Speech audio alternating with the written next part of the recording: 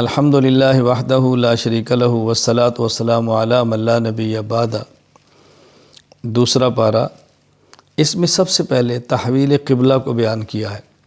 حضور اکرم صلی اللہ علیہ وسلم مکہ مکرمہ سے مدینہ منورہ تشریف لائے ہیں، تو تقریباً 16 ماہ تک آپ نماز بیت المقدس کی طرف منہ کر کے ادا فرماتے رہے۔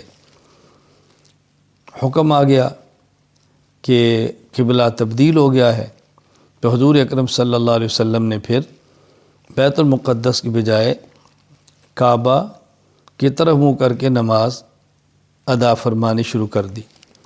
تو تحویل قبلہ کا معنی ہے قبلے کا تبدیل کر دینا۔ اس کی حکمتیں ہیں، کچھ ہمارے علم میں آتی ہیں، کچھ علم میں نہیں آتی۔ اللہ تعالیٰ کچھ بیان فرما دیتے ہیں، کچھ نہیں بیان فرماتے، تو ہم تو حکمتوں کے پابند نہیں ہیں۔ جو بیان فرما دیا اس کے پابند ہیں، باقی حکمت سمجھ آئے نہ آئے ہم نے اس پہ عمل کرنا ہے۔ تو حضور اکرم صلی اللہ علیہ وسلم کا جو قبلہ تبدیل ہوا، پارہ نمبر 2 کے شروع میں اس کا ذکر کیا گیا ہے۔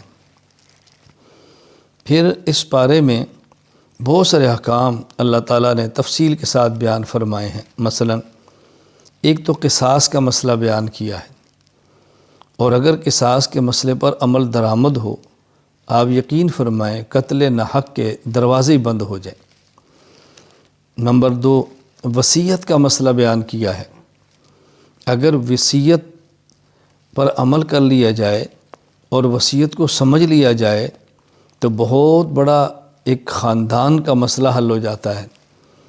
وصیت کس مال میں کرنی ہے، وصیت کن کے لیے کرنی ہے، یہ تفصیلی احکام ہیں، لیکن قرآن کریم میں پارہ نمبر 2 میں وصیت کا مسئلہ بیان فرمایا۔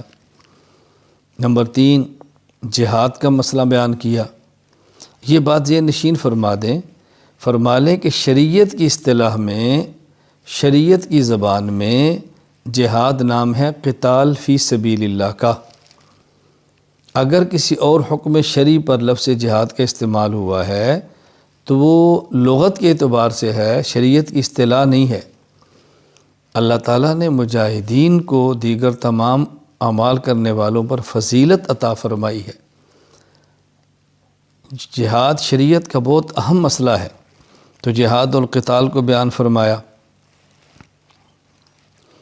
نمبر 4، مرتدین کی سزا کو بیان فرمایا کہ جو شخص مومن ہے پھر وہ ایمان کو چھوڑ دیتا ہے اور کافر ہو جاتا ہے، مرتد جس کی سزا قتل ہے، تو مرتد کی سزا کو بیان فرمایا۔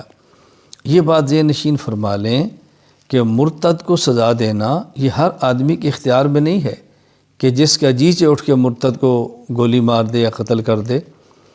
فی الحال میں اس کے تفصیلی احکام بیان نہیں کر رہا، خلاصہ بیان کر رہا ہوں کہ مرتدین کی سزا کا ذکر فرمایا۔ نمبر 5، عورت کے ساتھ حالت حیض میں ہم بستری کرنا ناجائز اور حرام ہے، اس کو بیان فرمایا۔ یہاں یہ بات ذہن نشین فرما لیں کہ عورت کو ہر ماہ جو ماہواری کا خون آتا ہے اس کو حیض کا خون کہتے ہیں، اور بچے کی ولادت کے بعد جو خون آتا ہے اس کو نفاس کا خون کہتے ہیں۔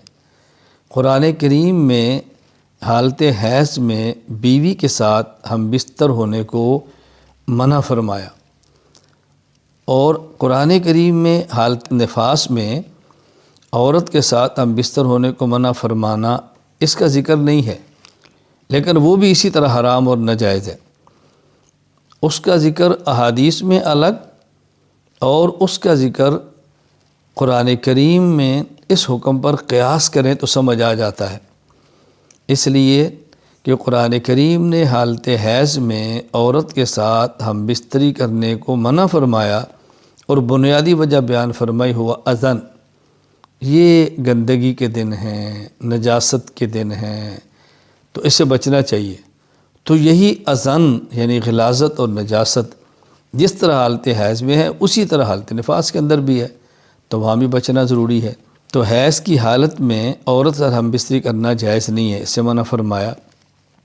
میں یہ درمیان میں ایک مسئلہ عرض کر رہا ہوں، اس کو بھی ذہن نشین فرما لیں کہ عورت نکاح کے بعد خامد کے لیے حلال ہے، لیکن جس طرح حیض اور نفاس کی حالت میں خامند اپنی بیوی سے ہم بستری نہیں کر سکتا، اسی طرح خامند اپنی بیوی سے پچھلی جانب سے صحبت کرنا چاہے تو نہیں کر سکتا، یہ حرام اور ناجائز ہے، اس سے بچنا ضروری ہے۔ نمبر 6، طلاق کا مسئلہ بیان فرمایا، طلاق کے مسئلے کی تفصیلات بیان فرمائی ہیں۔ طلاق کے بارے میں ذہن نشین فرما لیں کہ 1 طلاق دیں تو 1، 2 طلاق دیں تو 2، 3 طلاق دیں تو 3، 3 طلاق دیں تو 3 ہی ہوتی ہیں، 3 طلاق دینے سے 1 نہیں ہوتی۔ نمبر 7، عدت کا مسئلہ بیان فرمایا کہ جس عورت کو طلاق ہو جائے اس کی عدت کیا ہے، شوہر فوت ہو جائے تو عدت کیا ہے۔ عدت عورت کے لیے ایک ہی نہیں ہے، مختلف خواتین کے لیے مختلف عدتیں ہیں۔ اگر بچی ہے، بالغ نہیں ہوئی، اب بھی اس کو حیض آنا شروع نہیں ہوا، نکاح ہوا تو طلاق ہو گئی۔ بوڑھی عورت ہے جس کو حیض کا خون آتا ہی نہیں، طلاق ہو گئی۔ ایک عورت کا شوہر فوت ہو گیا اور وہ عورت، اس کی عدت کیا ہے۔ ایک عورت کو طلاق دے دی اور وہ امید کے ساتھ نہیں تو اس کی عدت کیا ہے، امید کے ساتھ ہے تو اس کی عدت کیا ہے۔ اس لیے کبھی مسئلہ پیش آ جائے تو علماء کرام سے پوچھ لیں کہ اس حالت میں عدت کیا ہوتی ہے۔ نمبر 8، پھر رضاعت کا مسئلہ بیان فرمایا، دودھ پینے کا مسئلہ کہ جو کسی عورت کا دودھ پی لے رضاعی بیٹا بن جاتا ہے، وہ رضاعی ماں بن جاتی ہے۔ لڑکی پی لے رضاعی بیٹی بن جاتی ہے، تو جس نے دودھ پلایا اس کا شوہر اس کا رضاعی باپ بن جاتا ہے۔ یہ بھی ذہن نشین فرما لیں کہ نسب کے ساتھ رشتے حرام ہوتے ہیں تو رضاعت کی وجہ سے بھی رشتے حرام ہوتے ہیں، لیکن اس کی تفصیل معلوم کر لیں جب بھی ضرورت پیش آئے۔ اس پارے کے آخر میں اللہ تعالیٰ نے حق کے نمائندے طالوت اور باطل کے نمائندے جالوت، ان کا واقعہ بیان کیا۔ جالوت کے پاس طاقت بھی ہے، کثرت بھی ہے، فوج بھی ہے۔ حضرت طالوت کے پاس طاقت بھی کم ہے، فوج کم ہے، باوجود اس کے اللہ تعالیٰ نے کو فتح عطا فرمائی۔ اور قرآن کریم نے ضابطہ بیان فرما دیا، کم من فئۃ قلیلۃ غلبت فئۃ کثیرۃ باذن اللہ۔ کتنی جماعتیں ہیں طاقت میں چھوٹی ہوتی ہیں، گنتی میں کم ہوتی ہیں، لیکن اللہ کی مدد ان کے ساتھ ہو تو اللہ ان کو غالب فرما دیتے ہیں۔ ہمیں اس سے بات سمجھ آنی چاہیے کہ مسلمان جب بھی غالب ہوتا ہے مادیت کی بنیاد پہ نہیں، اللہ تعالیٰ پر ایمان، توکل، بھروسہ، نیک اعمال کی بنیاد پہ غالب ہوتا ہے۔ اللہ تعالیٰ ہمیں اپنی ذات کا توکل نصیب فرمائے، بھروسہ نصیب فرمائے، اعمال صالحہ کی توفیق عطا فرمائے۔ وآخر دعوانا ان الحمد للہ رب العالمین۔